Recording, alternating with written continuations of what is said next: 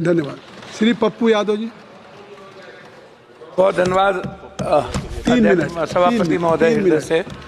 मेरा सिर्फ आग्रह ये है कि यूनिवर्सल हेल्थ कवरेज जो अमेरिका गवर्नमेंट ने और ख़ास तौर पर भारत में जो राजस्थान की सरकार जब कांग्रेस की थी तब यूनिवर्सल हेल्थ कवरेज की बात उन्होंने की और कानून भी लाया। भारत में यूनिवर्सल हेल्थ जो कि कंपलसरी और कॉमन हेल्थ की जो बात है, जो ये मौलिक अधिकार भी है, फंडामेंटल राइट भी है आम आदमी का।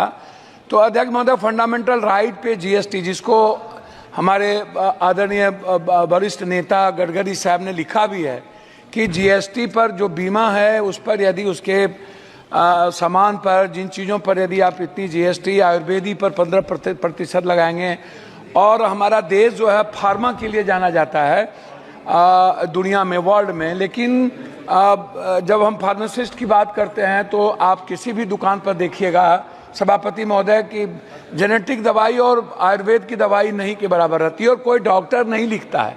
डॉक्टर पर्ची उसी को लिखेगा जो उनको कमीशन देता है। डॉक्टर बगैर कमीशन के दवाई लिख ही नहीं सकता। दवाई के लिए एमआर हैं, बहुत क्लियर है सभापति महोदय। मेरा कुछ भी नहीं कहना, मेरा कहना है कि स्वास्थ्य पर आप कितना बजट देते हैं, क्या देते हैं, उसमें मैं डाटा में नहीं जाऊंगा। मेरा 43,000 निजी, 69,000 अस्पताल है इस देश में, 39,000 अस्पताल प्राइवेट है, प्राइवेट। और किसी भी सरकारी अस्पताल में अल्ट्रासाउंड, सीटी स्कैन, एमआरआई नहीं होता है, जांच नहीं होता है, कैंसर का इलाज नहीं है। बिहार में किसी भी गांव में, शहरों में, डिस्ट्रिक्ट में नहीं के बराबर है। आप एम्स की बात करते हैं, मुझे आश्चर्य लगता है कि जब डॉक्टर ही जर्मनी और अन्य कंट्री की स्थिति देखने का, मैंने दूसरी बात कही कि जो दवाई अन्य कंट्री में बैन कर दिया गया उसको हम चला रहे हैं। मैं दूसरी तीसरी बात करना चाहता हूं कि जैसे प्राइवेट है डॉक्टर, मैं सिर्फ प्राइवेट पढ़ाऊंगा। प्राइवेट फीस कब कितना लेगा? 1 महीने में 3 बार बुलाता है पेशेंट को, मिडिल क्लास को। 1,000 रुपया से कम नहीं लेता, 500 से फिजिशियन कम नहीं लेता। ये कौन तय करेगा? Ultrasound, CT scan, MRI, x ray, जांच 3800, 4,000, 12,000 जांच में लग जाते हैं एक मिडिल क्लास को। 300 रुपया देने वाला किसी भी, आप उठा करके देखिए। Madam, medical council of India का जो रूल है सभापति महोदय, वो क्या कहता है? वो कहता है, बात को संक्षिप्त सर मैं अपनी बात, इसीलिए दिक्कत होता है कि वो क्या कहता है। डॉक्टर कहता है कि नहीं, जांच तुम मेरे यहाँ कराओ, जांच मैं जहां कह रहा हूं वहां कराओ, उसके बाद मैं मान्यता दूंगा।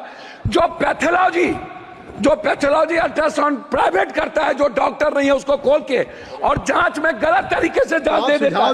मैं उसी पर आ रहा हूं, मैं जांच गलत देता है, पैथोलॉजी जांच गलत देता है, और डॉक्टर दवाई बेचने के लिए ये करते हैं।